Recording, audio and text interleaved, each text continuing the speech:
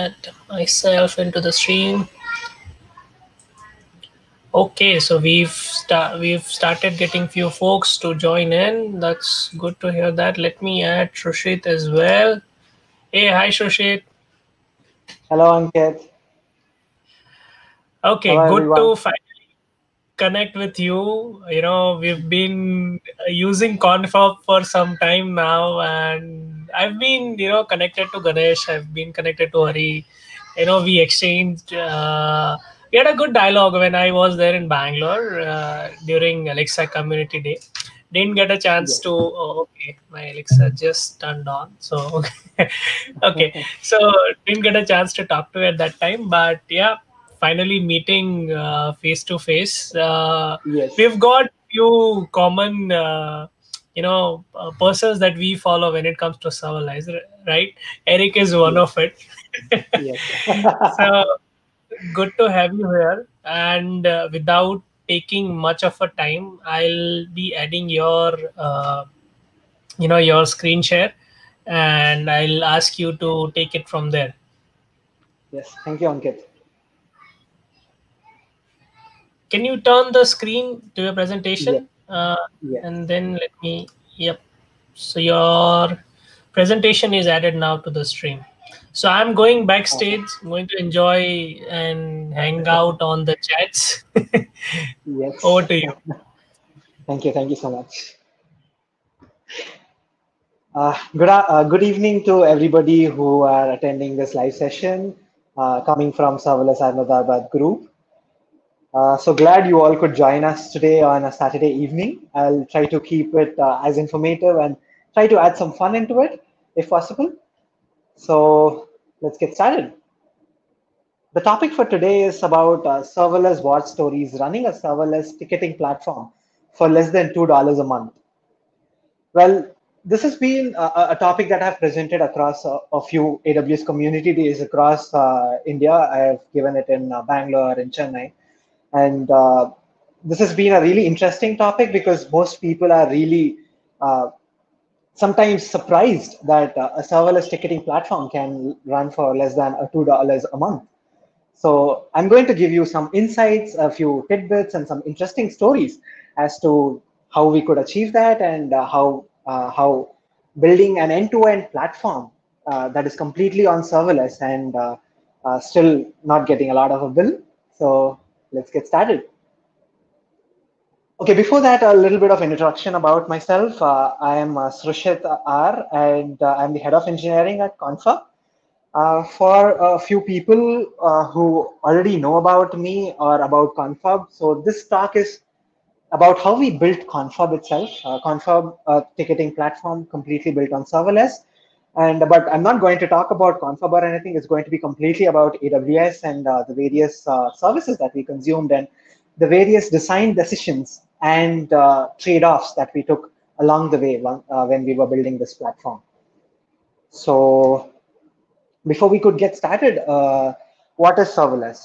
For people who are new to serverless or getting started, serverless architectures refer to applications that significantly depend on third-party services known as backend as a service or BaaS, or on custom code that's run on equivalent containers. Right? This is by Martin Fowler. So if you talk about in simple terms, serverless applications is nothing but your code is being run on someone else's machine, like it's a VM, someone else's machine, and it is run in the cloud. And the best part is you don't have to take care of where it is run and how to maintain it. And all sorts of troubles are taken away from your hands, and it is taken care by the cloud provider. And in this case, it is about AWS. So AWS takes care of maintaining the servers, takes care of scalability as and when requests come in. Your application just scales automatically without any configuration or without any interference from your end. AWS takes care of that, and a lot of other things comes out of the box for you, where the only thing that as a developer you are concentrated or focused on is just writing your business logic and solving real world problems. As simple as that. You only take care of coding, solving real world problems, and everything else that is from an application level, A lot of them, not almost everything, but a few things you still have to take care of. Most of the things are taken care by the cloud providers. Now, just a brief introduction as to how serverless came into picture. First, we had virtual machines for quite some time now, right? A lot of us use VMs. We have EC2 machines running. We have load balancers, and a lot of things that helps run our applications on the cloud. So that is how cloud, right? How cloud started. We had virtual machines where machine as was the unit of scale. Then came in containers, where application is the unit of scale, where here the abstraction is taken away, where as a whole you're not taking care of the entire virtual machine. Now you have a container which is a confined environment that is specifically available for your particular application. So there's a layer of abstraction again for us. And then came in serverless, that is the function as the unit of scale. So what happened is at each and every level, there is some kind of an abstraction that is taken away from us and given the responsibility to the cloud provider, where they take care of the maintenance and things like that. In the serverless world, what we do is, as I've already mentioned, we only take care of writing our code, and the underlying infrastructure, the underlying machine configuration, the maintenance, the patching, and things like that is taken away from us, and all of that headache is gone away, and all you have to do is write some awesome code and solve real world issues. Now, a brief understanding of how Lambda functions work, or for that matter, any serverless services work. Like for example, Azure Functions or Google Cloud Functions, OpenWhisk, and a lot of other things. Right? What you have is you have a few Lambda functions, and then you have event sources on the left hand side, as you can see, and then you have the output. As for any code, you have some input that is given to your code, and the code processes that input and does some kind of a business logic, and then it either returns the result back to the caller, or it can further call various other services to take care of multiple other functionalities. To give you a simple basic example, like most of the cloud, if you're getting started with serverless, like anybody would talk about, is uploading an image to an S3 bucket. You have a website, you have an application that takes care of converting uh, images, let's say, for example, from PNG to JPG, some kind of an application like that. We have so many websites doing that, right? So if you want to build something for your own, what you do is you have an S3 bucket, and then you have a Lambda function. What we can do is the moment someone comes to the website and just uploads an image, then there's a trigger that is configured for our Lambda function that performs the conversion from PNG to JPG. There's a trigger to our S3 bucket, so that becomes our event source. And whenever there's some kind of an action, or an action that is predefined by us happening on that particular service or that particular bucket in this case, a Lambda function is triggered, and that Lambda function takes care of processing the image that is being uploaded to our S3 bucket, converts that PNG to JPG, and probably uploads it back to a different S3 bucket that stores all the JPG images, and also sends an email and stuff like that. So you have an S3 as a trigger or an event source that triggers a Lambda function, and the Lambda function takes care of conversion, and that Lambda function then uploads back to S3 or any other service, or could probably trigger other services, like I mentioned, right? You can send an email to the person saying that your conversion has been completed. Now here's the image attached in the email. So you could probably be consuming SES, which is an emailing service from AWS, and send an email out. So like that, you can, or if it's an API, we can send a 200 response success message saying that your conversion has been successfully completed, and here's the file, you can download it, and done. So that's a little bit of a background story as to how Lambda functions work. Now, coming to the crux of the topic today, as I've mentioned, today's topic is about how we build a ticketing platform.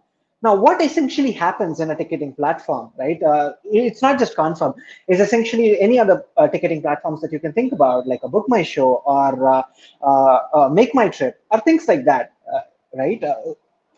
What essentially happens in generic terms, not taking the domain into perspective, But in general, what happens, you do some kind of a payment, and then you generate a ticket. Let's say, for example, in Confab, you're purchasing a ticket for a conference. You get a ticket as a part of your, where you can download the ticket, as well as you get it in an email and things like that. Or let's say, book my show. You're booking a ticket for a movie. You, once this transaction is successful, that is, your payment was successful, and Book My Show has acknowledged the successful payment, a ticket is generated for you, and that is what the second step is, which is basically generating a ticket, right? And then the next one is sending an email, or it just doesn't have to be an email. Now we have various other forms of communicating with our audience, like for example, a WhatsApp, where you can send a ticket on WhatsApp saying that, here's the confirmation and here's your ticket. Or you can send an email with the attachment of your ticket, and then, for example, an invoice.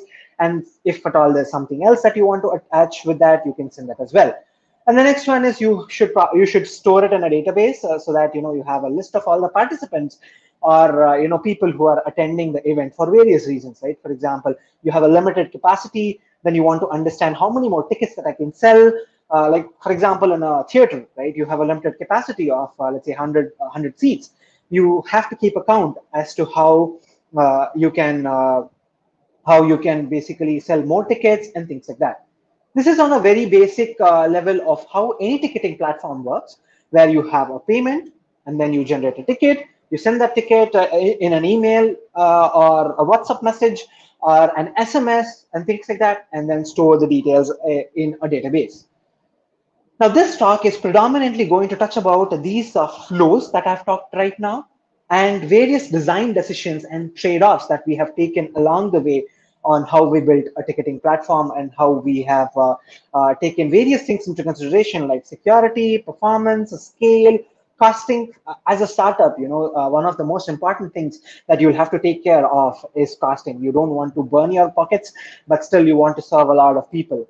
So costing for us was on the top priorities, because we just want to make sure that we run as low as possible, but still not compromise on scale, performance, and security.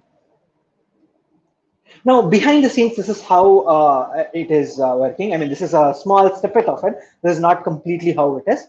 On successful payment, we have a couple of Lambda functions.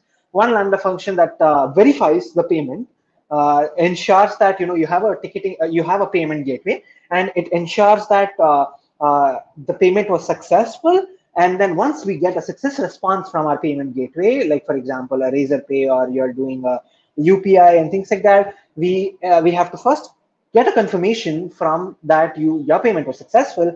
And once that is done, then we generate a ticket for you, where we generate a PDF, and that PDF gets stored in an S3 bucket to store not just a PDF, let's say for example an invoice, to give you all the breakdown of your GST, taxation details, and stuff like that. And after that, we have a step function in place, which does some asynchronous processing.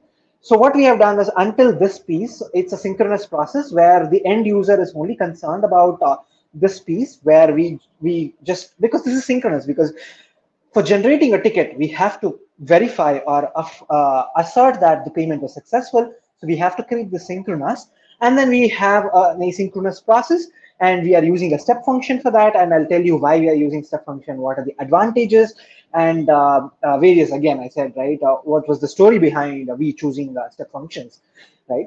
And then in the step function, we have a workflow. I'll explain what a step function is. So here what we have is we have three Lambda functions again. One is getting the details from Razorpay, which is our payment gateway platform, where this is to cross-verify a few things. And then we have a Lambda function to send the invoice, that is send an email as a part of our invoice. And that we consume a service called as SES. That's nothing but a simple email service. And then the last flow, as I talked about, is basically storing it in a database. And then that could be a DynamoDB table, or an RDS, or various other options are available. So we are going to touch about all those things as well. We will talk about each and every single flow and what made us take that decision, and sharing some insights on that as well. Now, The very first piece, as I told you, the first piece is cross-verifying if the payment was successful or not. That is taken care by the payment gateway. If in our case it is Razorpay, so there are so many other payment gateways available like PayU and sort of things. So based on that flow, there is one Lambda function that takes care of cross-verifying things, and then we generate a ticket. So now generating a ticket. So when we were getting started, so we had two options in front of us. So we have all of our code or most of our code written in Python. So what we have done is we have explored various options on how to generate a PDF from in our code. One of the options, the very first option that we chose was using a third-party service that takes care of I give you a set of details, you generate a PDF and just give me that information to me as a part of because the third party service will take care of hosting that the PDFs and sort of things. Everything is taken care by the third party service, and all we have to do is we have to just send an email and everything is taken care. So a lot of things are offloaded from our end, and the third party API or third party service takes care of doing such things. For an example, there's something called as an invoice generator, which takes care of things like this. Given an input, it generates a PDF and returns the response back. Now, that is one of the options that we started trying out, and it was working fine in the very initial bits of our development. And but the problem with the third-party service is the first one is reliability. Now, what is the guarantee or the SLA that what happens if the third-party service goes down? Now, your entire system is dependent on it because you have to essentially generate a ticket and then you have to give it back to the participant who has purchased the ticket, right? You should be you should be having a really reliant and performant third-party service. That was the first problem when we were testing, and in one of our use cases what happened is the service was down for a few seconds, and then that actually sort of hit our entire flow because generating a PDF is as a part of our first step, right? Now that is one of the options that we had. Now, as and when we understood that relying on a third-party service could not be a long-term solution, we looked about various other options. That is generating the PDF as a part of our code itself, which is not rocket science, right? We have so many modules that takes care of generating a PDF. For example, there's something called as a report lab in Python that takes care of. It's a really nice module. It gives a lot of customizations, and you can customize how the PDF is generated, what is the size, and what are the elements that goes in, and things like that. So we chose a report lab once we decided that relying on a third party service is probably not a long term solution for us, and we chose report lab. Now, as I have talked about, so what are the lessons, various lessons that we learned at this particular juncture? One is third party APIs are not always reliable until and unless you have you have a concrete SLA with the third party service and probably a paid service. Essentially, free services you really can't rely, right? So third party services, whenever we are consuming, we should be a little more careful because it's going out of a system, and we have to be careful about its performance as well and its downtime and things like that. Now, large dependencies increase Lambda warm-up time. Now, what exactly that is? So as I've mentioned, we use Report Lab, but one of the problems of Report Lab was it was a heavy module for us. It is close to 4 MB if I'm not wrong. So that is considerably really heavy for us because we want, if you have worked with serverless or Lambda functions for that matter, you would understand that the cold starts is important and the performance time, right? You want your APIs to be as quick as possible. And when you have really heavy modules, it's not really heavy per se. 4 MB is not really heavy, but still, if you have to consider, for us, Report Lab was heavy, given that it's 4 MB, and the cold starts was sometimes significant enough for us when we were running on a low RAM configuration. So that is one of the important things that we had to consider. So it was a trade-off between depending on third-party services like an invoice generator versus having generated ourselves using a report lab, which is sort of heavy, but at least it's in our hand. I can do a lot of customizations, and then it's a code that I can handle and maintain. So that is the trade-off that we took. So the trade-off is reliability versus the cold starts. So we have tweaked a few things with respect to Report Lab and the cold starts and things like that. And apart from that, AWS itself has done significant improvements on how the cold starts behave. So a lot of so Report Lab has not been really a big hurdle for us. So, but that is something that you really have to consider when you are using third-party services. It's important that you understand what is their impact on the performance times. Next. The other thing is need notifications for executions that fail due to various reasons. Now, as I mentioned, right, there was one particular scenario where our third-party service that we were consuming was down, and suddenly we could see a lot of errors in the application. So then we realized, I mean, again, we built it from scratch. It was also a learning curve for us, right? So one of the important lessons that we learned was it's really important in the case of serverless, or for that matter any application, you have some sort of fallback options or some notifications that you have in place to understand that there is an error happening. So it should not be like a silent error that it's just happening and I have no clue what it is, but you should be aware of those errors. So we will be touching upon this as well sometime down the lane when we talk about step functions and things like that.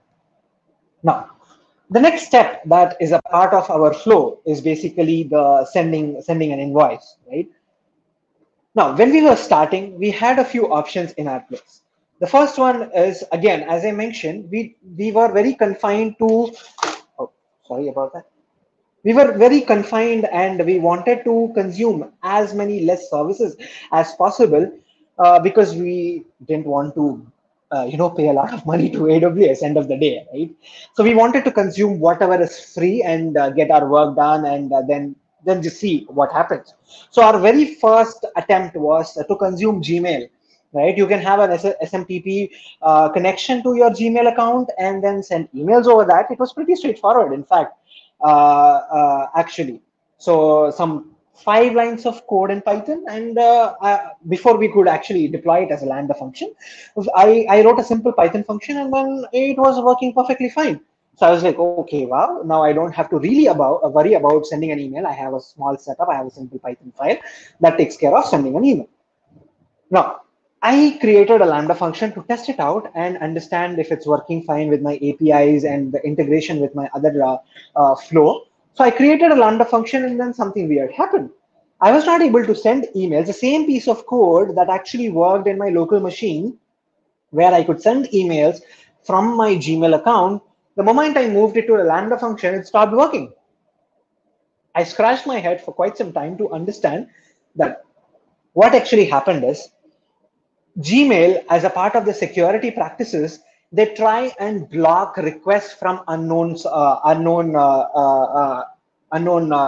IPs, right? Let's say, for example, even if you log in your Gmail account in a different device, you immediately get an email saying there's some kind of a login. So what happened is the network in which the Lambda function was working, apparently Google Gmail had blocked all of that IP set, and therefore I was not able to connect to my Gmail, which I was able to do it from my local machine, but in the Lambda function I was not able to, and I was not able to send emails at all. Then what happened is, then we understood that, okay, this is not a really reliable solution. So then we looked at various other services that were available for us. One of the initial services that we looked at were SES, and the other services are also SMS, where you can create a topic and you can send emails to every person who has subscribed to that topic, right? So these are the two other options that we explored, and then we chose SES because it gave us a lot more functionality. I mean, it was much more simple if you ask me, because in SNS you have to create a topic, subscribe to, users to that topic, and it was a little more effort for us. So we chose SES as the mode of sending emails. Now, what are the various lessons that we had learned back then? Was emailing looked straightforward, but it is not like the scenario that I mentioned, right? The Gmail scenario that I mentioned. Again, when you are building an enterprise application, these all things don't matter really. I totally agree to that, but this is something that I wanted to share with you guys as to a scenario that had happened. Next. We started using SES for practical purposes, as I mentioned, but it also had some issues. For example, in the very beginning, it did not have a mechanism where I could see all the emails that are sent out of SES. It had statistics that could tell us that these many emails were sent out of SES, but it was not. But it is not like a sent or sent feature in Gmail or any mail client where you can see what are the various emails that are sent as a part of your account, right? So that was not there. So that was something missing for us, because what happens is in our initial phase we really wanted to understand that if the ticket is going or not. Now we do send the ticket sometimes, but the participant says that they have not received. Now a lot of times what happened is there was a typo in their the way they entered their email address. So if at all we had a sent box where we could understand these are the various emails that are sent as a part of our application, then it would if SES provided it out of the box, then it would have been much more easier and for us. So that is one of the practical issues that we faced. And there is various, even after considering SES, there are various other factors to consider. One is cost, right? With SES, again, there are different ways of costing. One is when you're sending an email out of an EC2 machine, then the free tier is significant. But then if you're sending it from a Lambda function, the pricing is a little different. So understanding various other pricing factors was important for us. Again, for people who are getting started with cloud, one of the important things is getting started is most of the times easier. It's not difficult. You just integrate various other services and get some application up and running.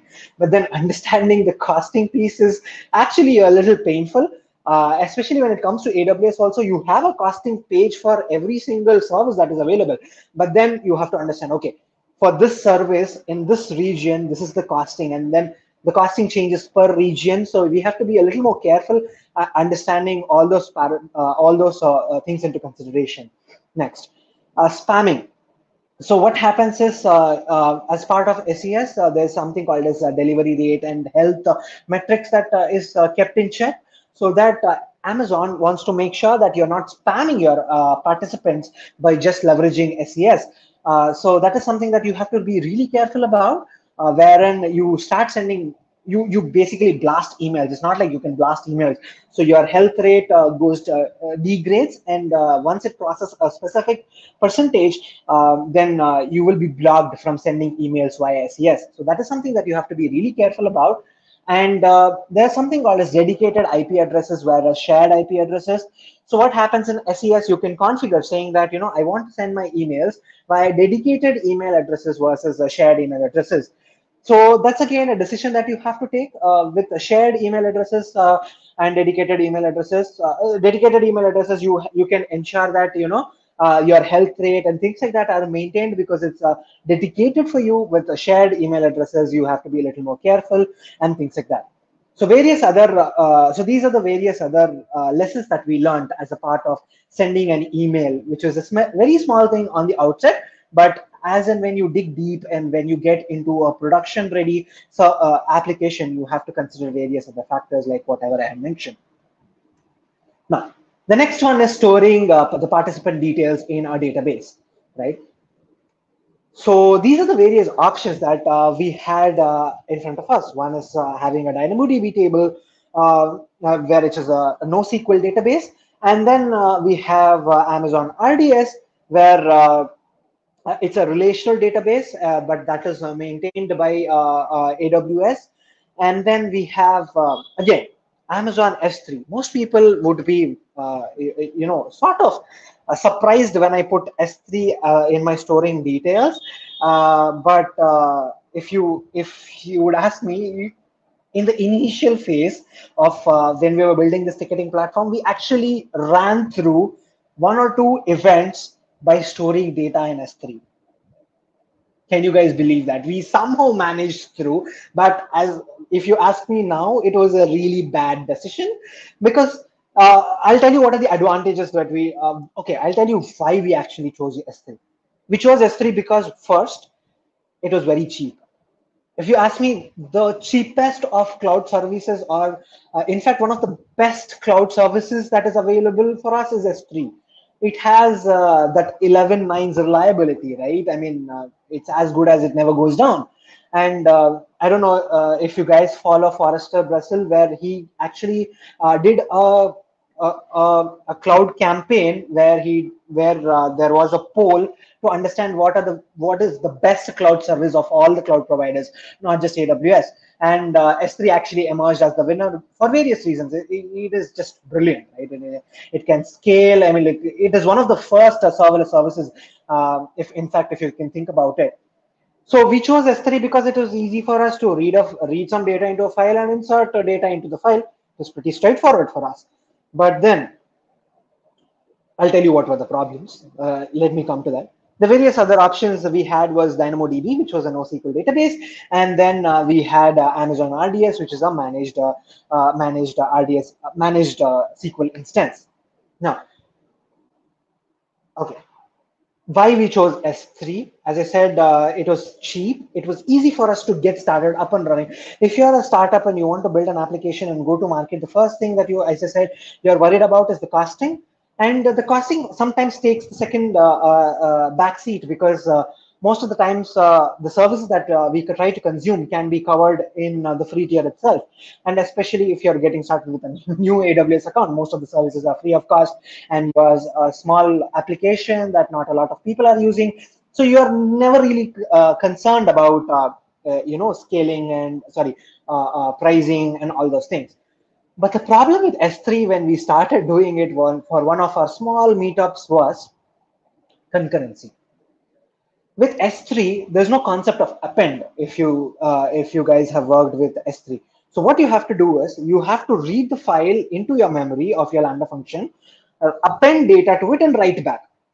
See, what happened was the application itself was not going down. There was no problem at all. It was working absolutely fine.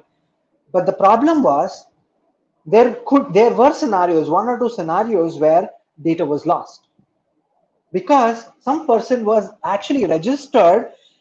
Two people registered at the same time. Now what happens is there are two instances of Lambda functions that come into picture, and both of them read from the same file from S3, and both of them are trying to write some data, different data, into the same S3 file and append and push it back to S3, upload it back to S3.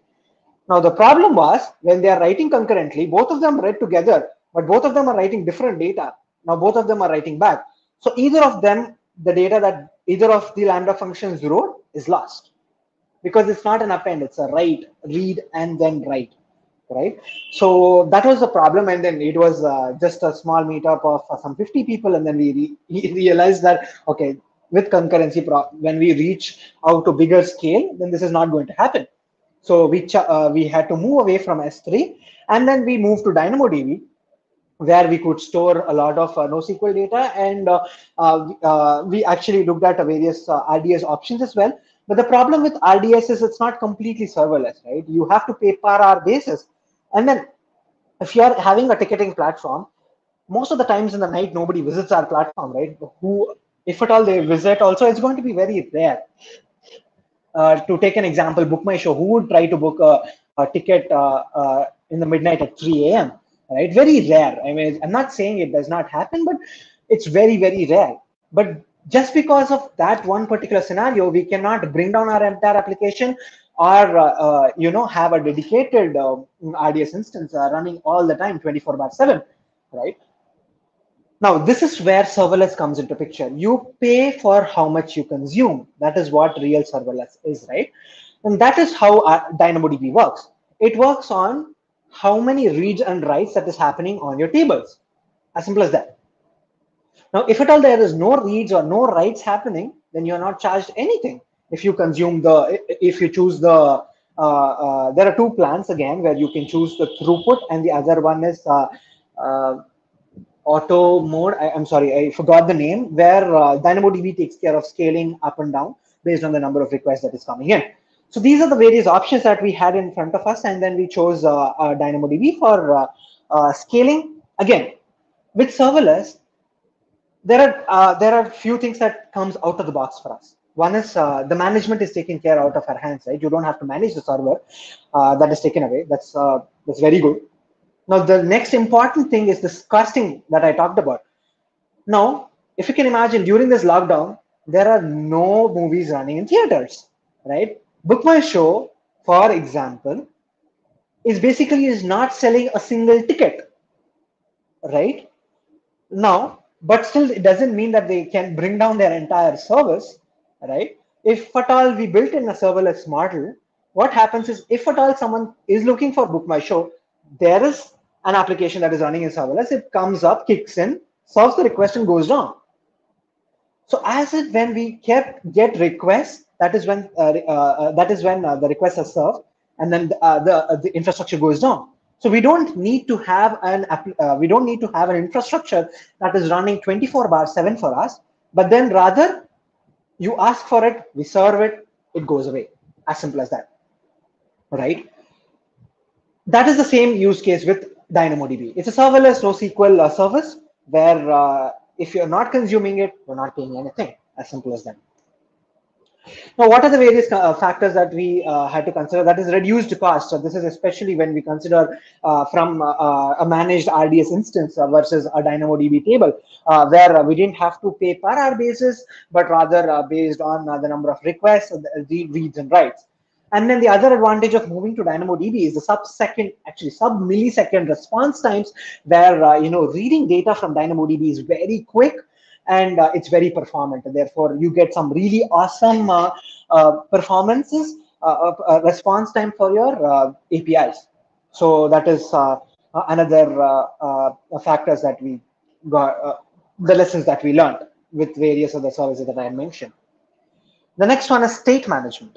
Now, with serverless applications, serverless is meant to be stateless, right? As I've mentioned, it's ephemeral containers where as and when requests come in, there's an infrastructure that is virtual environment that is created for you. The code gets deployed onto that particular environment, for example, a micro VM, and then it executes and then it goes away, right? You cannot maintain state because you don't have a consistent infrastructure for you. It's not like you can maintain, you can access details of a previous request, and all those things are not there. And serverless is meant to be stateless.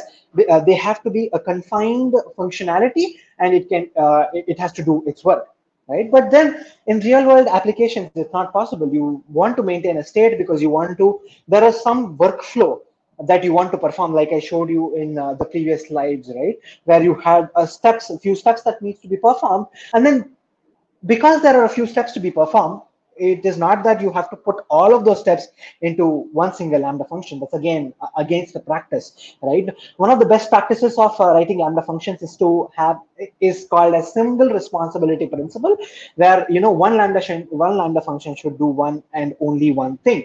Now, if you put all of the things in one single Lambda function, then it's violating that principle, and there are a few disadvantages of that as well. Let's see if we can talk about that in some time now. Now, how did we maintain state in our application? Basically, how did we, as I mentioned in the previous slide, when we had multiple steps to go through for one single request, how did we maintain that? We had two options in front of us. One is AWS step functions. I mean, there are a few more where you can have a queue as well, SQS, and we have Event Bridge now as well, where you can push messages and then dedicated services can pick up the messages from that queue and stuff like that. But then these are the two predominant approaches that we were looking at. One is AWS step functions, and the other one is calling one Lambda function from another, right? As I said, we had one Lambda function to generate a ticket that was in the synchronous process. The second one on the right hand side, if you guys remember, we had three flows here, right? One is getting the details from Razorpay, sending an email, and adding the details to a database. So these are the three steps that we had to perform, but we didn't want to put it in one Lambda function because this is against the best practice. So we split it into three Lambda functions, but then this is all performing for one single workflow, right? For one single registration or ticket purchase. Now, what are the options is you could call this Lambda function from this Lambda function, and once this is successful, you can call this Lambda function from here. Calling one Lambda to another, you can use the AWS SDK. In Python, it is Boto 3, where you can call one Lambda to another using the invoke function, and then that is taken care. So that is one of the first approaches that we started consuming. Yes, yeah. So where one Lambda function calls another Lambda function, it went fine. It was good. But then what has happened? What was happening is we are Lambda function one is actually understanding, or it is knowing the details of the second Lambda function, right? It is knowing the flow. We thought that, okay, it is something that we have to break out. And then we moved into step functions, which is basically a serverless workflow management service from AWS, where all you have to do is write a simple JSON configuration, which talks about, this is my first Lambda function, this is my second Lambda function, and this is my third Lambda function. As simple as that. And step functions takes care of executing them in that particular order for you. So a state is sort of maintained for us when we want to execute multiple Lambda functions. It is not just that. That is not the only reason why we chose step functions. In real world scenarios, what happens is you would want to take a few decisions. Let's say, for example, Lambda 1 returns a sort of a response, and then based on the response of Lambda 1, you want to decide whether you want to execute Lambda 2 or Lambda 3. So, such kinds of decision making, tree structures, parallel executions, and stuff like that were taken care by, is out of the box available for us in AWS Step Functions. So you can, let's say, for example, there are five people purchasing, to give you an example, there are five people purchasing a ticket. Now, you have to generate PDF for all five of them, right? What you can do is you can either asynchronously do it in your code, or in Python, again, if you guys have worked, multi-threading in Python on Lambda function is not so very efficient. Multi-processing is somewhat okay, but because what happens is the number of cores that is available for a Lambda function is limited to 2 for a significant amount of RAM. So multi-threading and multi-processing is not very performant for us, where you can do you can have multiple threads that takes care of generating PDFs. So what happened is you can use step functions where you can say you're getting five inputs. Now what happens is step function takes care of spinning up five instances of Lambda functions that takes care of generating PDFs for all five of them, and then the further workflow takes care.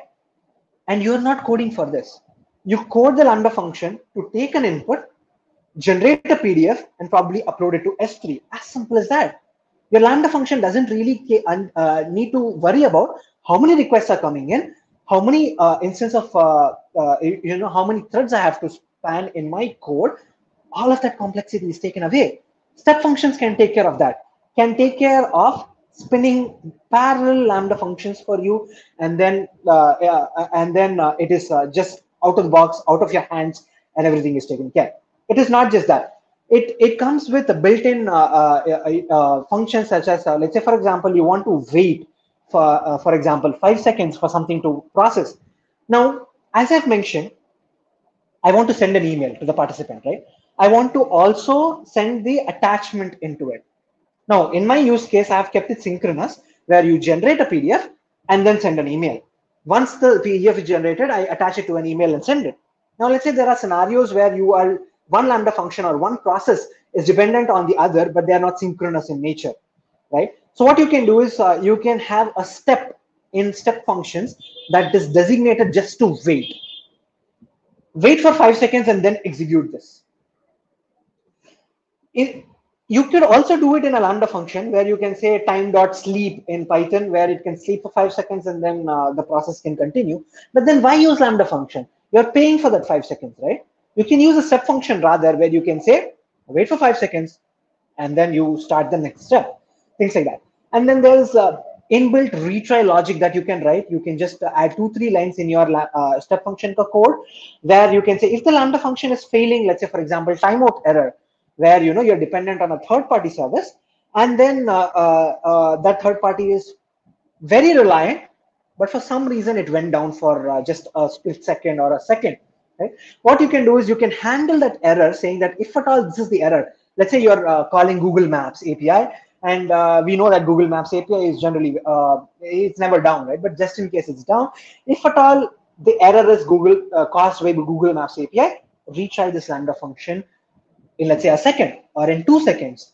That is one kind of a configuration. The other kind of configuration is If at all the error is because of Google Maps API, retry it again. Retry it 3 times.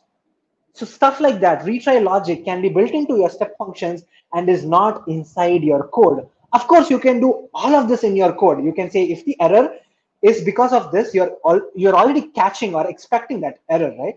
You can always have a retry logic in your code as well. But then why do it? If you want to have exponential retry mechanism and stuff like that, why should you break your heads off doing it? Handle that to step functions, and with minor key lines or 4 lines of JSON key value pairs configuration, step function can beautifully take care of that. So that is one of the biggest advantages of using step functions, because a lot of things are taken care.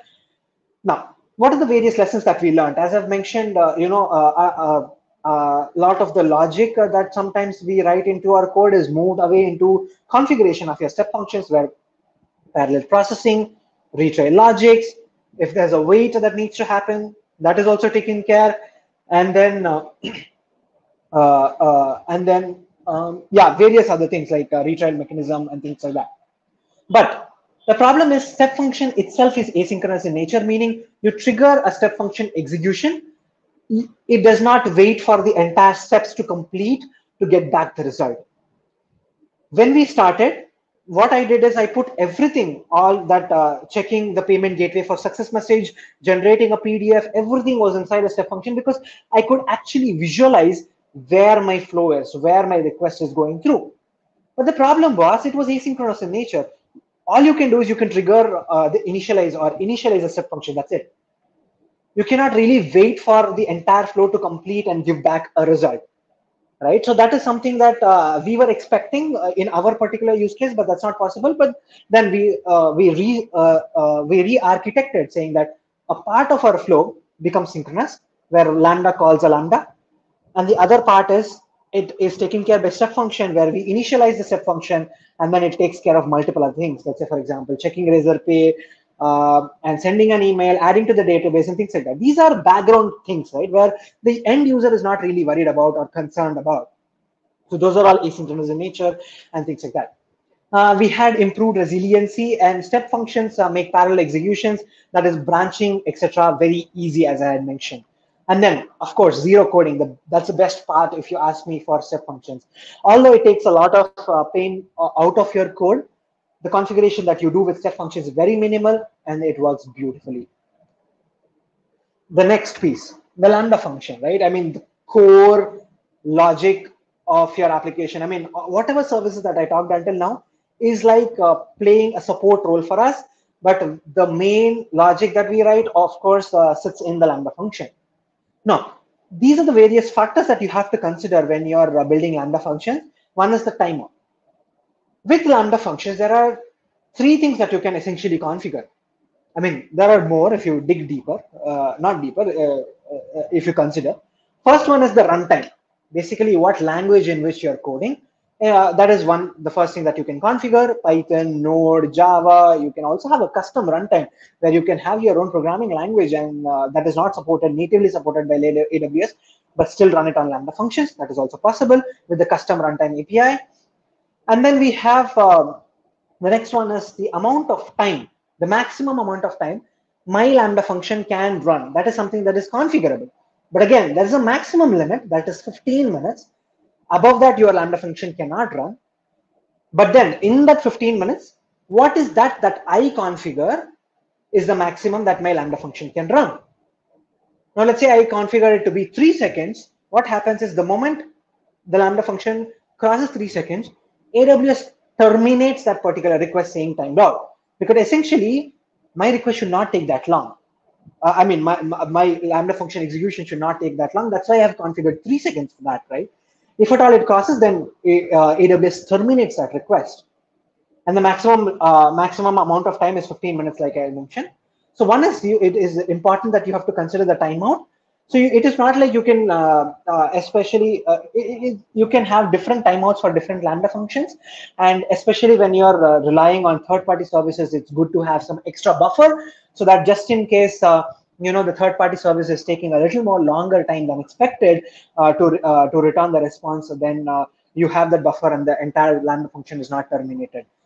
So that is one thing that you can consider. And the choice of programming language is important when you come to serverless applications and Lambda functions for that matter. Python, Node, Go, and things languages like this are pretty quick in the serverless world. Python and Node, in fact, if you ask me, are the quickest of all of the Lambda function and most popularly used programming languages when it comes to Lambda functions. But then again, there are various other languages that are supported natively by AWS, and then again, you can also bring in your own custom, own programming language using the custom runtime API. And then load testing. Now, this load testing becomes essential because your Lambda functions can scale automatically without you configuring for anything, right? But what about the various other services that is helping you build this application? Can they scale, right? Let's say, for example, your database is RDS, where you have a MySQL managed MySQL instance that is running in RDS. There is a limited number of connections that can happen to a MySQL instance at a point in time, right? Let's say you have the smallest of instance, then I think you can have 30 connections in one point in time, right? So your Lambda functions can scale beautifully, automatically. You don't have to take care of that. But are your downstream services or various other services that is helping us with the application can scale? It's really important to understand that as well. Serverless doesn't mean Lambda functions alone. Serverless is your entire application. You have to consider the entire application and then build for it. The next one is RAM configuration. The important thing about, as I said, the third configurable thing with our Lambda function, one is the time, the second one is language, the third is RAM configuration. So RAM configuration or memory configuration, RAM probably is not the right word. Memory configuration is what you configure in your Lambda function. It ranges all the way from 128 MB to close to 3 GB, if I'm not wrong. So what happens is you can set or configure that my Lambda function needs 1 GB of memory. AWS takes care of provisioning an equivalent powerful machine for you behind the scenes, the micro VM behind the scenes for you where your code gets executed. Now, let's say, for example, you are performing some heavy operations, like probably running a NumPy or some kind of a heavy operations that you're doing. Then you would want a good, powerful machine for that particular Lambda function, right? So it's really important to understand how much memory is being provisioned and how much memory is your application consuming, and then play around with that configuration, because this RAM configuration eventually helps in two things. One is improving the performance, because essentially you're providing a powerful machine behind the scenes, right? It's like running your code, a heavy code on an 8 GB RAM versus a 2 GB RAM laptop, right? It's as simple as that. Apart from that, because it improves your performance, it brings down your cost. Because in the serverless world, in the Lambda function world, you pay for how many milliseconds, how many 100 milliseconds your code is running. Now, if your code is running quick, you're paying lesser amount of time. So the costing is dependent on two things. It's a combination of the amount of time your code takes to run, as well as amount of memory that you're allocating. So it's a combination of both of it. So it's really important when you're building Lambda functions to play around with that RAM configuration to get the best out of it. There is one actually an open sourced tool by Alex, where what it does is it takes your Lambda function code and it runs on different configurations of RAM and gives you a report that tells you which is the best configurable RAM for you based on price and based on performance. So if at all performance is the most important, then you can simply just go to 3 GB and put it there. If cost is important, then you can put it to 128 MB, or you can take a middle ground and understand what is the best configuration for your Lambda function. Now, these are the best practices that you have to consider if you are when you're building serverless applications.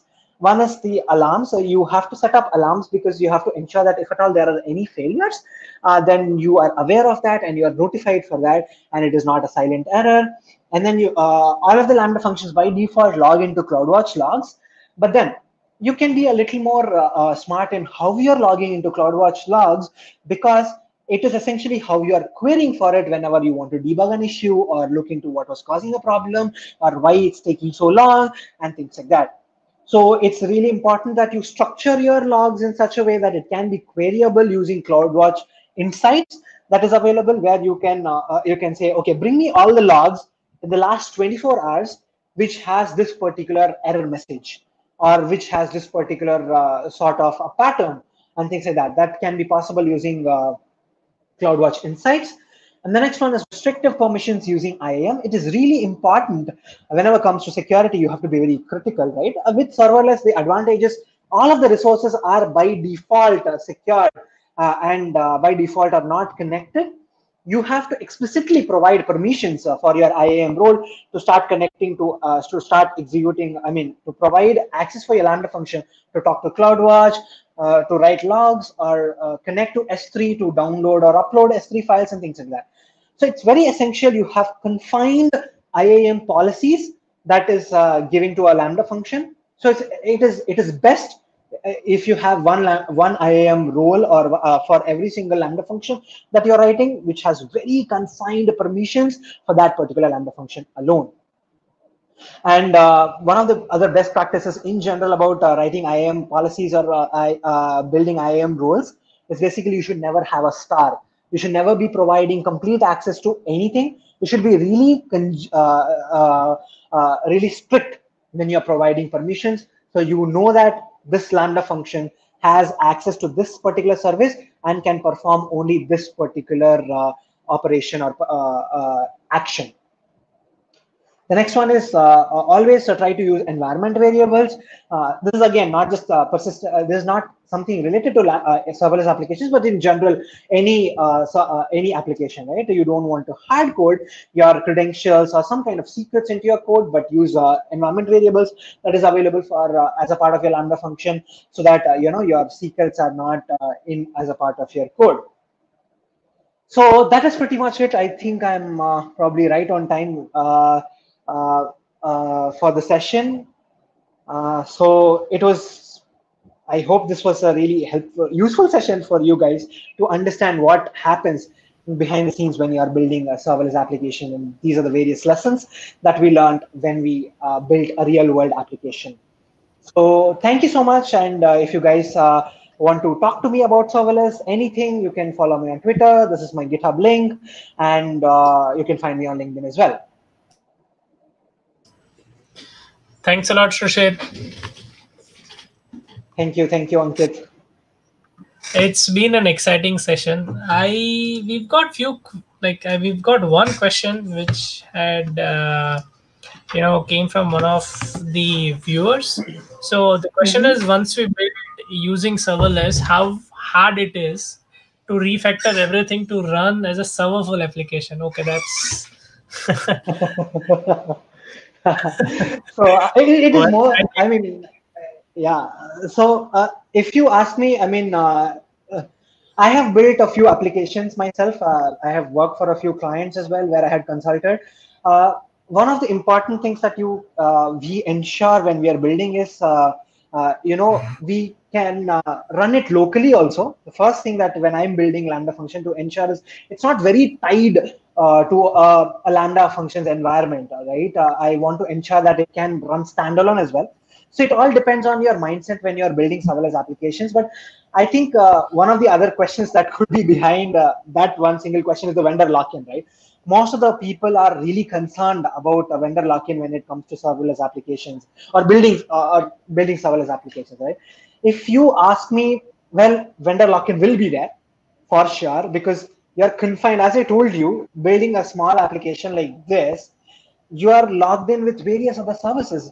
Now, but that's the beauty of building with serverless also, right? You can build fast, you can build quick, you can go to market very fast because you're trying to consume various other services. It's like a Lego piece. You have multiple building blocks.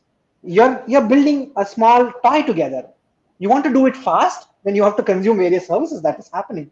So you are sort of tied down to AWS or any cloud provider for that matter. But then, if you ask me, it depends on how you're building that application, and probably not very difficult to move it to a server full application. Correct. Or Ankit, you could add your points as well.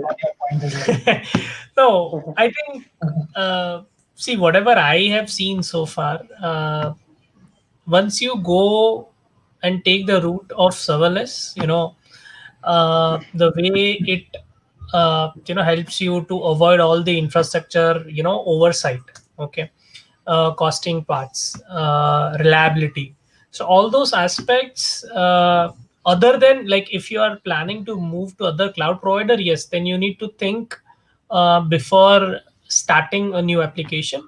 But if your concern is, if I don't get the output that I was looking for, can I move back to a stateful or serverful application? uh, See, idea is, once you see the benefits that you get of running a serverless stack, right?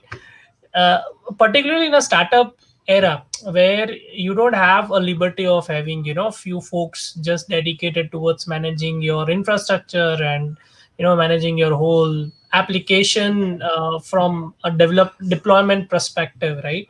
So from that angle, I don't see a reason for you to move back to a serverful mode. But yes, as you mentioned, there are various ways. Fargate could be another option where Correct. you could choose a road in between server and serverless, right? So it helps you to move as well, and it helps you to get the benefits of using serverless as well. So it's kind of a road in between. But Shrishit, I have few questions that I wanted to ask. Yes. Just like you, I've been creating few products, and we also go through a lot of hassles. One of the things that you mentioned about Gmail, right? Yes. I had gone through that. I had even done that. So I was running my initial notifications using Gmail on Lambda. Okay, but so it's kind of risky because you need to open that third party Correct. application access. If you enable that, then you can run anything. But it's a risky affair. So we also kind of moved back to the SES, but we explored other services like Elastic Mail and Twilio's Correct. SendGrid. So those are the things that we could use, and they have a good amount of free credits that we could use in terms of sending out emails and notifications. But two major things that I wanted to ask is, you mentioned about generating PDFs and managing the files within your serverless stack, right? So one Yes. challenge that I had seen was, when you have multi-tenant system. So in your case, you also have a multi-tenant system where multiple organizers of events would be able to, see different stuff, download tickets and all that things, right?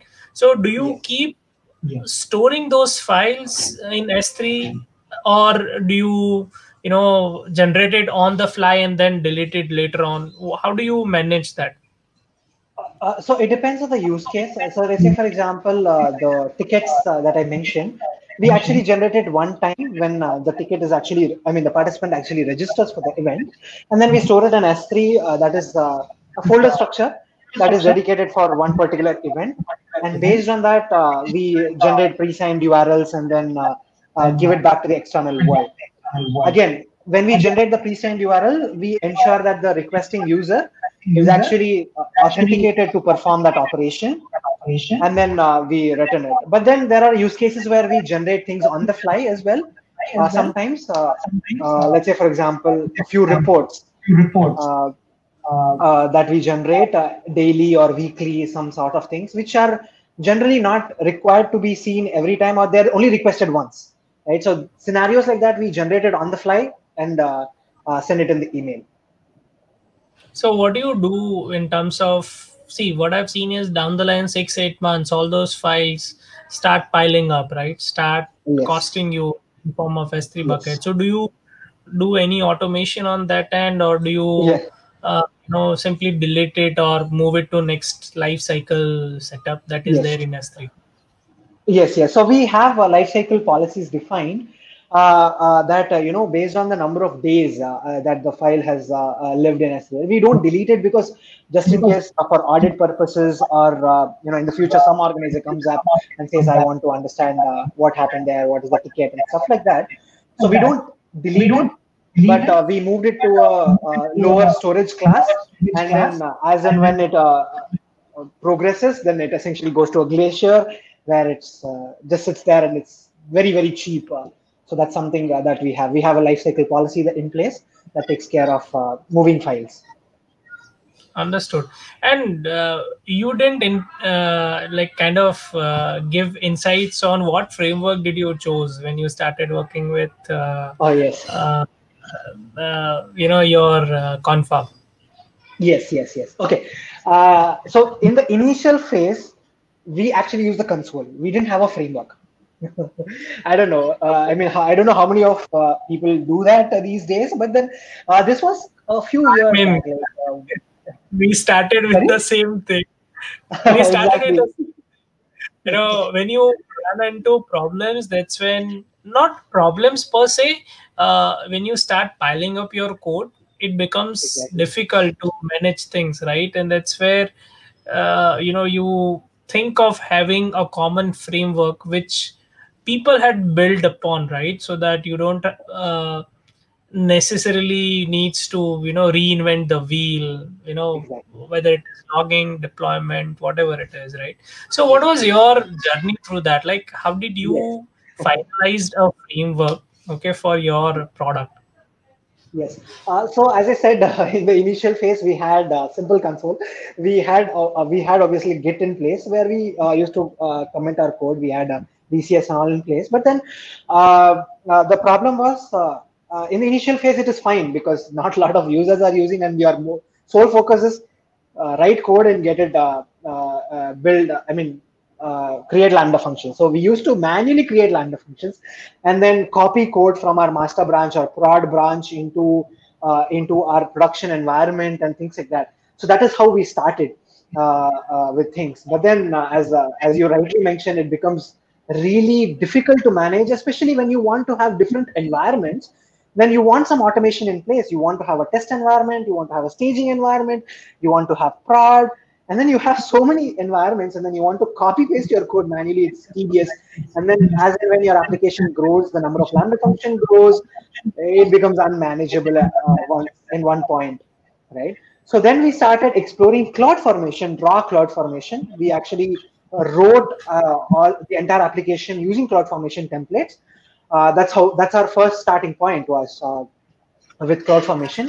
But then with CloudFormation, what I felt was it was really difficult because you had to write a lot of configurations yourself. If you want to add an API method into the Lambda function, it was too tedious, and like you had to write like 10, 15 lines of code just to add one API, right? CloudFormation is raw to AWS, right? It's so very neatly integrated to AWS. I mean, CloudFormation, if you ask me, is brilliant if you want to understand the nitty-gritty details of how the integrations happen.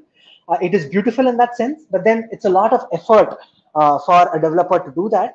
So we started with CloudFormation, then we said we were like, okay, it's too much to do, and then we did a little bit of SAM as well. We worked on SAM, but then the problem with SAM was it was very nice. It's like a wrapper, right, where a lot of things are abstracted for us from a cloud formation. But then this is a funny thing, where the problem with SAM which we faced was Docker. You need Docker to run SAM locally, right? And then a lot of developers were like, okay, Docker, you have to install Docker. Installing Docker itself is a pain on Windows, right?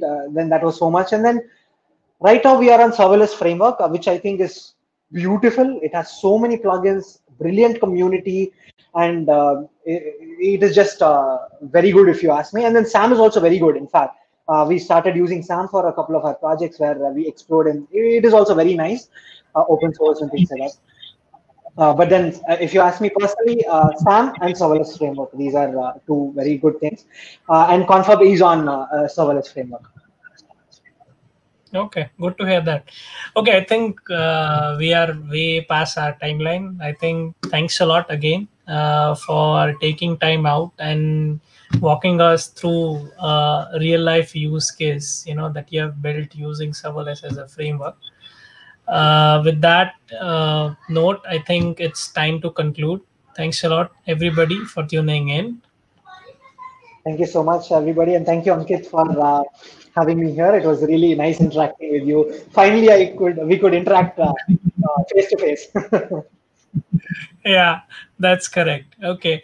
Thanks a lot, guys. Bye bye. Thank you so much. Bye bye.